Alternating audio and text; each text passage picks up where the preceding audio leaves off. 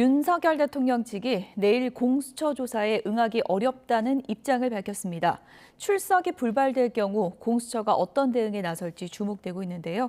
취재기자 연결해서 내용을 좀 들어보겠습니다. 이경국 기자.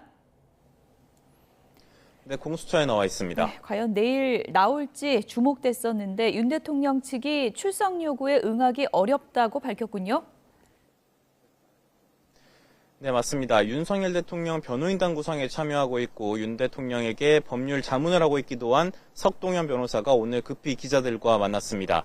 이 자리에서 석 변호사는 윤 대통령이 내일 공수처에 출석하기는 어려울 것으로 본다고 밝혔습니다.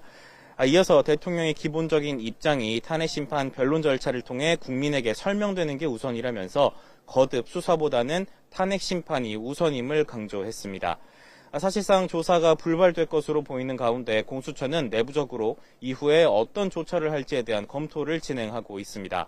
공수처가 추가 소환 통보에 나설 가능성도 배제할 수는 없지만 체포영장 청구에 무게가 실릴 거라는 분석이 많습니다. 이런 가운데 오동훈 공수처장이 오늘 국회 법제사법위원회 현안 질의에 나올 예정인데요. 윤 대통령 측이 입장을 밝힌 만큼 공수처장이 이에 대해서 또 어떤 조처를 하겠다는 입장을 밝힐지 주목되는 상황입니다. 네, 비상계엄 사건 수사 속도를 내고 있는데 오늘은 어떤 일정이 있죠? 네, 일단 공수처는 오늘 오후에 문상호 정보사령관을 추가로 불러서 조사한다는 계획입니다.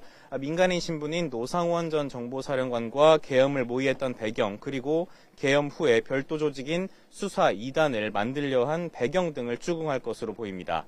이와 함께 검찰은 28일 구속기한 만료를 앞둔 김용현 전 국방부 장관에 대한 소환 조사를 진행합니다. 핵심 피의자인데다 조만간 기소할 것으로 예상되는 만큼 혐의 다지기에 주력하는 것으로 보입니다. 김 전 장관 측은 기소 전에 기자회견을 통해서 구체적인 입장을 밝히겠다는 계획입니다.